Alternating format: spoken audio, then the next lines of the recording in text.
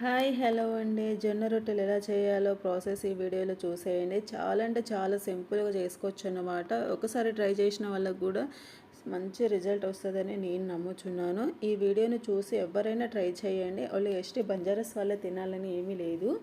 రాని వాళ్ళు కూడా నాకు కూడా మా ఫ్రెండ్స్ చాలామంది నన్ను అడిగారన్నమాట. జొన్న రొట్టెలు ఎలా చేయాలి ప్రాసెస్. అసలు నాకు ఎన్నిసార్లు చేసినా కూడా నాకు అస్సలు రావట్లేదు అది. ఏదో ఒక మిస్టేక్ అవుతుంది అని చాలామంది నన్ను అన్నారన్నమాట.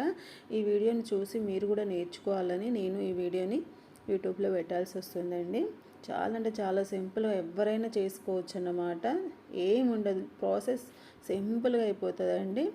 చూస్తున్నారు కదా అమ్మ ఎలా కలుపుతుందో. ఎంత కావాలో అంత క్వాంటిటీలో మనం తీసుకొని చాలా కలపాలన్నమాట.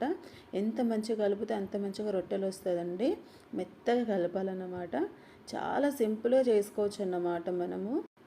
అప్పటి కాలంలో అయితే నానమ్మలు అమ్మమ్మలు అయితే చేతుల మీదనే మొత్తం రొట్టెలు చేసేటోళ్ళట.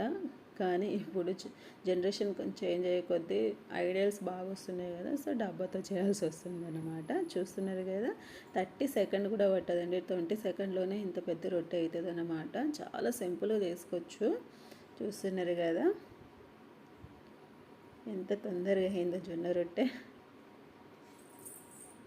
మీరు కూడా ఈ వీడియో చూసినాక ఇంట్లో ట్రై చేయండి, బెస్ట్ రిజల్ట్ వస్తుందన్నమాట. చూస్తున్నారుగా చేతుల మీద నుంచి ఎంత మంచిగా వేసేసిందో పైన మీద ఉన్న మంట ఎక్కువ ఉంటే అది తొందరగా కాలిపోయే అవకాశం ఉంటుందండి. ఎక్కువ మంట ఉండద్దు అన్నమాట. ఎంత తక్కువ ఉంటే అంత మంచిది.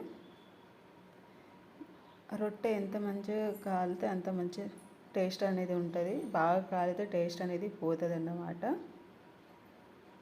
చేదు అనిపిస్తుంది ఎక్కువ కాలిపోతే.